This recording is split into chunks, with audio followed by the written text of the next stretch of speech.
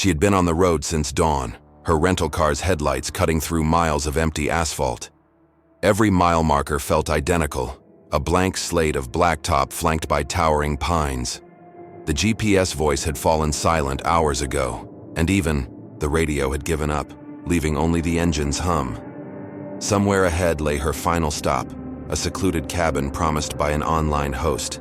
But at this hour, the world felt stripped of life. The forest pressed in on both sides, branches clawing at the windows, as if warning her to turn back. But she drove on, heart pounding in time with the speedometer's needle.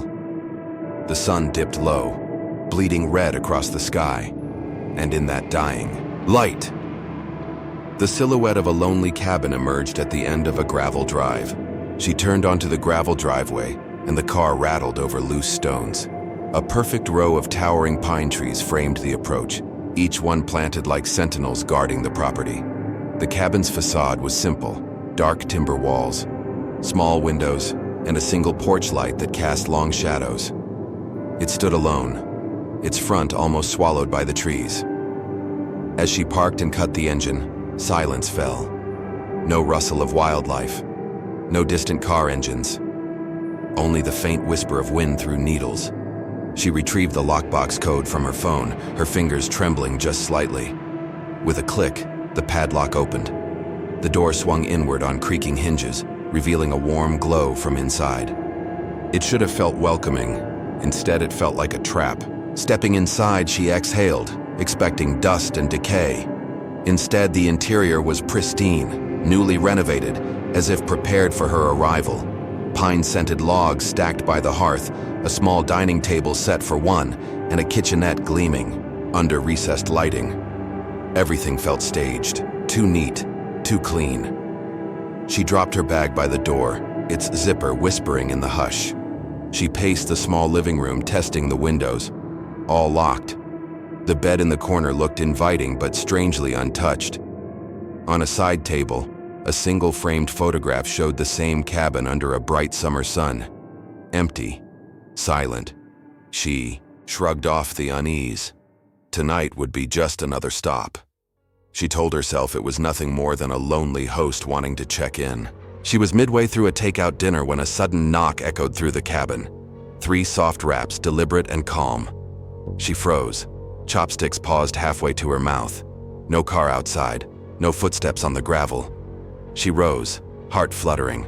At the door stood a man in his 40s, salt and pepper beard, shaved head, and a cheap flannel shirt. His smile was polite but forced. "Just making sure you got in okay," he said, voice low but friendly. He smelled of damp earth and sweat, like someone who'd been toiling outdoors all day. She nodded, managing a polite, "Thank you." He lingered a moment longer than necessary, eyes flicking to the lockbox. Then, without another word, he turned and vanished into the dark, leaving only the echo of his footsteps, or the lack thereof. She closed the door and leaned against it, exhaling shakily. "Just the host," she whispered to herself. She returned to the table, finishing her meal with forced calm. Then she headed to the bathroom for a quick shower, steam curling upward, like ghostly tendrils. Under the hot water, she closed her eyes, letting the hiss of droplets soothe her racing thoughts. The mirror fogged over. For a moment, she let herself believe she was safe, just another traveler in a remote retreat. 5 minutes later, she stepped out, towel wrapped tight, hair damp, and climbed into bed. Her phone's screen glowed in the darkness. She scrolled aimlessly, mind drifting toward sleep, until another knock shattered the stillness. The knock was urgent this time, rapid and insistent. She jolted upright, pulse spiking. No message, no call. She pressed herself flat against the headboard, listening. 3 knocks. Pause. 2 more. Her breath caught. It had to be him again. She crept from the bed, phone clutched like a lifeline, and called out, "Who is it?" The knocking stopped. A low voice. "Please, open up. Just one more question." She hesitated. "It's late. I'm not interested." Silence stretched out, heavy and oppressive. Then, nothing. No retreating footsteps, only the forest's hush beyond the walls. She tiptoed to the door, peered through the peephole. Empty. But as she straightened, a soft creak behind her made her spin around.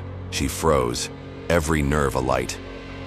The living room window framed two glowing orbs, eyes staring directly at her.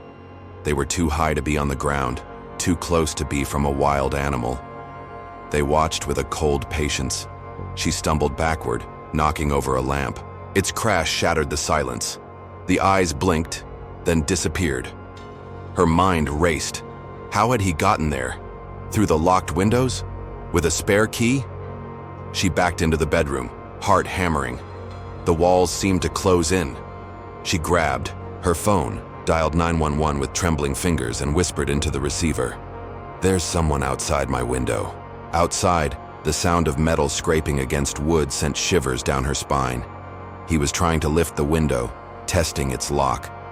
She pressed herself against the far wall, phone flashlight dancing across the room. The operator's calm voice floated through her ear. "Stay on the line. Help is on the way." She dared not move. Every creak, every snap of a twig made her flinch. The intruder's silhouette passed across the window, tall, broad-shouldered, methodical. Then he paused, as if listening to her breath. For a moment, their world shrank to two, hunter and prey, separated by a thin pane of glass.